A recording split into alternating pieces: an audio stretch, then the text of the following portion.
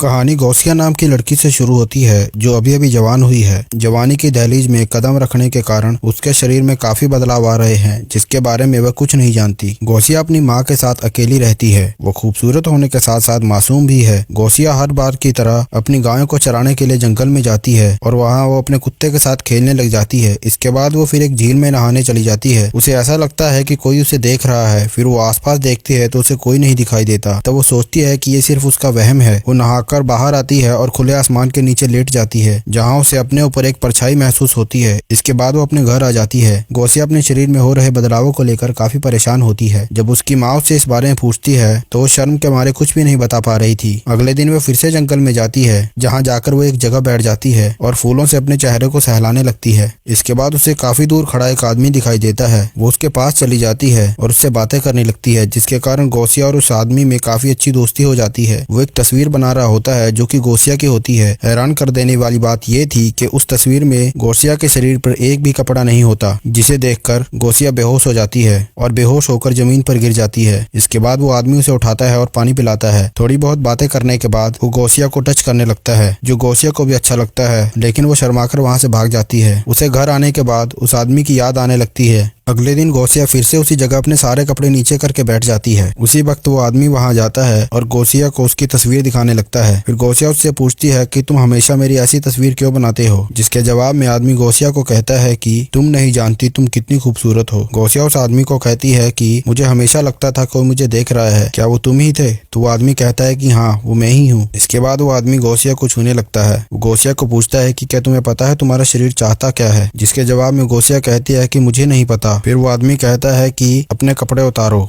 गौसिया उसकी बात मान लेती है। फिर वो आदमी उसे टच करने लगता है। गौसिया को भी ये सब अच्छा लग रहा था। उसके साथ ये सब पहली बार हो रहा था, जिसके कारण वो अपना कंट्रोल खो बैठती है और वहीं उसके साथ इंटीमेट हो जाती है। गौसिया अब उस आदमी से प्यार करने लगी थी। एक दिन वो रूम में खुद को सहला रही थी जिसकी आवाजों से उसकी माँ को उस पर शक हो जाता है। अगले दिन वो अपनी गायों को लेकर जंगल में जाती है जहाँ वो आदमी उसे फिर से मिलता है। वो आदमी उसे दुनिया के और तौर तरीके भी सिखा रहा था। एक दिन वो दोनों एक पेड़ के नीचे बैठे होते हैं जहाँ वो आदमी उसे एक किताब देता है और उसे कहता है कि अगर तुम्हें कभी भी कुछ जानना हो तो इसे पढ़ लेना। तो गौसिया कहती है कि मुझे पढ़ना नहीं आता। वो आदमी कहता है कि कोई बात नहीं, इसमें कई सारी तस्वीरें बनी हैं जिन्हें देखकर तुम सब समझ जाओगी। इसके बाद वो दोनों क्लोज आने लगते हैं। तभी गौसिया देखती है कि कई सारे बच्चे उन्हें देख रहे हैं। वो गौसिया को कहता है कि बच्चों पर ध्यान मत दो। इसके बाद गौसिया किताब लेकर घर आ जाती है और उसे पढ़ने लगती है। तभी उसे अपनी माँ की आवाज सुनाई देती है जिसे सुनकर वो किताब छुपाने लगती है, लेकिन उसकी माँ को सब पता चल जाता है। वो उसे कहती है कि तुम्हारे पास ये किताब कहाँ से आई? गौसिया कहती है कि मुझे किताब जंगल में पड़ी मिली, लेकिन उसकी माँ को उस पर विश्वास नहीं था। वो उसे कहती है मुझे पता है कि तुम जंगल में क्या करने जाती हो और अगर तुम प्रेग्नेंट हो गई तो मैं तुम्हें छोड़ूंगी नहीं। वो उसे कहती है कि हम अगले संडे चर्च जाएंगे जहाँ जाकर तुम्हें फादर के सामने सब कुछ एक्सेप्ट करना होगा। संडे वाले दिन वो दोनों फादर के पास जाते हैं जहाँ गौसिया फादर को सब कुछ बता देती है। वो कहती है मुझे पता है ये सब गलत है, लेकिन क्या करूँ, मेरा खुद पर कंट्रोल नहीं है। उसकी सारी बातें सुनकर फादर गौसिया की माँ को कहता है कि वो अभी बच्ची है, उसे नहीं पता कि क्या सही है क्या गलत है। इस उम्र में ऐसी गलतियां हो जाती हैं। तुम उसे लेकर डॉक्टर के पास जाओ ताकि ये पता चल सके कि गौसिया कहीं प्रेग्नेंट तो नहीं। गौसिया की माँ उसे लेकर डॉक्टर के पास जाती है। जो डॉक्टर उन्हें बताता है